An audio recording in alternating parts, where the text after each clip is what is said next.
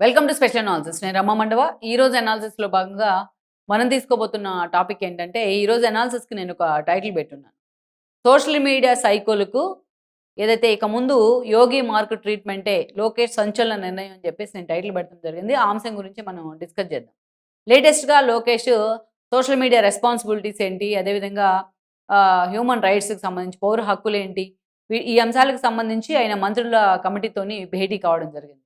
భేటీ అయిన తర్వాత అటు పోలీస్ శాఖ డీజీపీ వాళ్ళతో కూడా ఆయన భేటీ అయ్యారు. సో, ఈ అంశానికి సంబంధించి కొన్ని కీలకంగా కొన్ని సూచనలు చేసే ప్రయత్నం చేశారు లోకేష్. అటు మంత్రులకు గూడా, ఇటు అదే అంశాల్ని మీడియా ముందు గూడా ఉంచే ప్రయత్నం చేశారు. అందులో మనం చూస్తే సోషల్ మీడియాలో ఎవరైనా ఇక ముందు మహిళలను ఉద్దేశించి కానీ, అబ్యూజింగ్ లాంగ్వేజ్‌తో ఎవరైనా పోస్టులు పెడితే, అనుచితంగా డీప్ ఫేక్ లాంటి వాటిని ఉపయోగించి సోషల్ మీడియాలో ఎవరైనా సైకోల పేరుతో రెచ్చిపోతే, వాళ్ళందరికీ కూడా చాలా స్ట్రాంగ్ ట్రీట్మెంట్ ఉండబోతోంది అని చెప్పి లోకేష్ ఒక మెసేజ్ ఇచ్చే ప్రయత్నం చేశారు ఈ రోజున. అంతేకాదు ఆ విధి విధానాలు ఎలా ఉండాలి? ఎలాంటి గైడ్‌లైన్స్ ఉండాలి అని చెప్పేసి అటు యూకే లాంటి దేశాల్లో ఎలాంటి గైడ్‌లైన్స్ ఫాలో అవుతున్నారనే దానికి సంబంధించి వాటిని కూడా స్టడీ చేయండి అని ఆయన మంత్రులకు కూడా సూచన చేయడం జరిగింది. అటు హోమ్ మినిస్టర్ అనిత కూడా దీంట్లో పాల్గొన్నారు ఈ సమావేశంలో.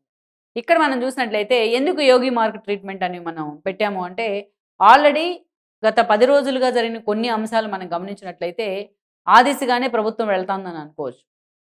ఇక్కడ మనం చూస్తే ఎస్పెషల్లీ జగన్మోహన్ రెడ్డికి సంబంధించి కొంతమందిని అరెస్ట్ చేయడం జరిగింది. సోషల్ మీడియా ఇన్‌ఫ్లుయెన్సర్స్ ఎవరైతే ఉన్నారో వైఎస్ఆర్‌సీపీ ఇన్‌ఫ్లుయెన్సర్స్ వాళ్ళు ఏదైతే విదేశాల్లో ఉన్నారు మొన్నటి ఎన్నికల సమయంలో, ఆ 5 ఏళ్ల పాటు జగన్మోహన్ రెడ్డి పరిపాలన అరాచకం చూసుకొని, జగన్మోహన్ రెడ్డి అండ చూసుకొని రెచ్చిపోయేవాళ్ళు. అలాంటి వాళ్ళందరి మీద కేసులు ఫైల్ చేశారు లోకేష్ అండ్ టీమ్. అంతేకాదు ప్రభుత్వం కూడా చాలా సీరియస్‌గా తీసుకుంది దీన్ని. కొంతమందిని ఏదైతే లుకౌట్ నోటీసులు కూడా ఇవ్వడం, వాళ్ళు అలా టీడీపీ అధికారంలోకి రావడంతోనే అలా పారిపోవడం జరిగింది.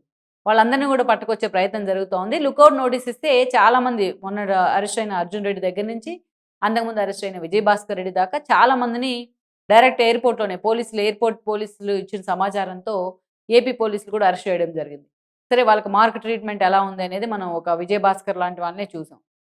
ఇక్కడే మనకు ఒక అనిపించిందేంటంటే చాలా మందికి ప్రభుత్వం ఈ విషయంలో కొంత మారుతా ఉంది. కొంత సీరియస్‌గా తీసుకుందనేది మనకు అర్థమైంది. ఒక విజయభాస్కర్ రెడ్డి లాంటి ఒక ఇష్యూతోని. ఆ తర్వాత మనం చూస్తే కొన్ని కీలక అంశాల్లో భారతిరెడ్డిని ఉద్దేశించి తన సొంత పార్టీ కార్యకర్తే సామాన్య కిరణ్ అనే అతను మాట్లాడితే, అతన్ని కూడా అరెస్ట్ చేయించారు చంద్రబాబు నాయుడు. అతని మొహానికి మాస్కేసి ఒక దొంగకేసినట్టు మాస్కేసి మరి డస్ట్‌బిన్ మాస్కేసి పోలీసులు తీసుకెళ్ళడం జరిగింది.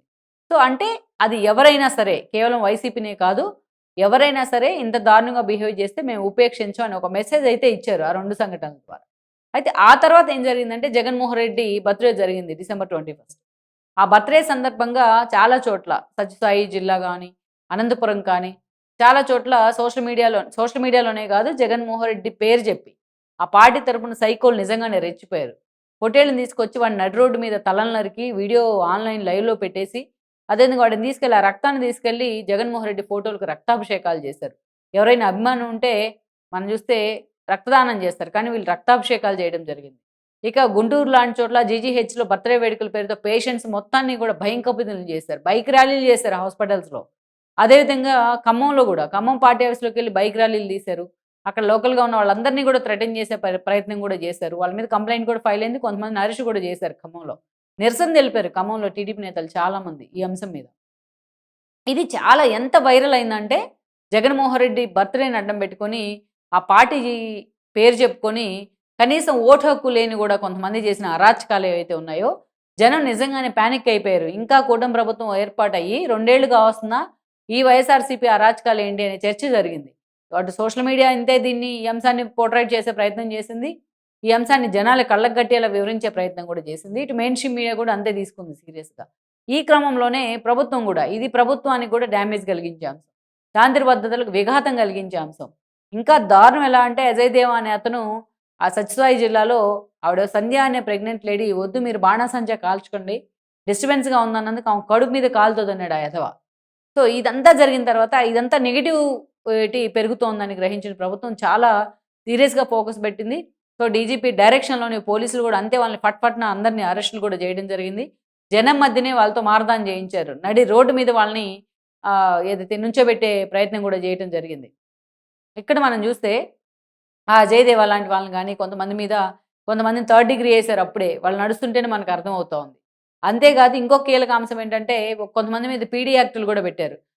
పండు లాంటి వాళ్ళ మీద పీడీ యాక్టులు గూడా పెడతం జరిగింది గుంటూరులో. సో, ఇలా మాక్సిమం అందరిని గూడా అరెస్ట్ చేసే ప్రయత్నం చేశారు. వాళ్ళని కోర్ట్ మార్షల్ చేసేలాగా నడి రోడ్ల మీద జనానికి చెప్పేలాగా వీళ్ళు రాక్షసులు, వీళ్ళు సైకోలు అని జనాలకు చెప్పేలాగా వాళ్ళ తల్లిదండ్రులు తలెత్తుకుని లేకుండా ఈరోజు చేయడం జరిగింది.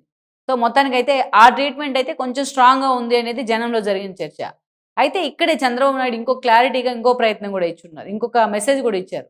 ఎవరైనా సరే ఇలాంటి అఘాయిత్యాలకు, ఇలాంటి చర్యలకు పాల్పడితే వాళ్ళకి రాష్ట్ర బహిష్కరణ అని చెప్పడం జరిగింది. ఇది ఇంకా దారుణమైన శిక్ష. ఎందుకంటే ఎప్పటినుంచో ఆ ఫ్యామిలీలు ఒక స్థిరమైన ఆదాయాన్నో, లేకపోతే ఒక కుటుంబాన్నో, ఒక ఇల్లునో ఏర్పాటు చేసుకొని అక్కడే నివసిస్తా ఉంటారు. వాళ్ళ సిబ్లింగ్స్ కానీ వాళ్ళంతా గూడా చుట్టుపక్కలే ఉంటారు. వాళ్ళకి ఆదాయ మార్గాలు గూడా అక్కడే ఉంటాయి. పొలాల రూపంలోనో, స్థిరాస్తుల రూపంలోనో.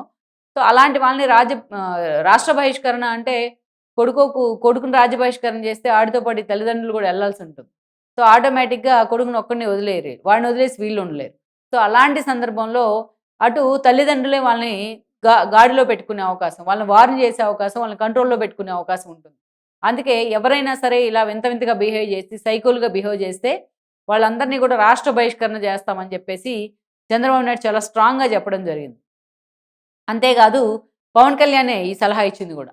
మొన్న ఏదో ఒక అంశంలో ఆయన మాట్లాడే క్రమంలో పార్టీ నేతల సమావేశంలో యోగి మార్క్ ట్రీట్మెంటే ఉంటుంది. అదే కరెక్ట్ ఇలాంటి సైకోలుకి అని చెప్పేసి ఆయన క్లారిటీ ఇవ్వడం జరిగింది.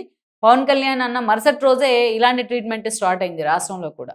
ఇక ఈరోజు సోషల్ మీడియా మీద లోకేష్ పూర్తిగా ఫోకస్ పెట్టిన విషయంలో మనకొక క్లారిటీ ఏదంటే ఎవరైనా సరే ఇలాంటి అరాచకాలకు పాల్పడితే నిజంగానే యోగి మార్క్ ట్రీట్మెంట్ అని చెప్తా ఉన్నారు. బుల్డోజర్‌లను పంపిస్తాం అన్నంతగా చెప్తా ఉన్నారు. ఆ ఇంటినో అజయ్ దేవా లాంటి వాళ్ళ ఇంటిని కూల్చేస్తే వాళ్ళ పేరెంట్స్ కూడా నిరాశ్రయులవుతారు వాడి కారణంగా.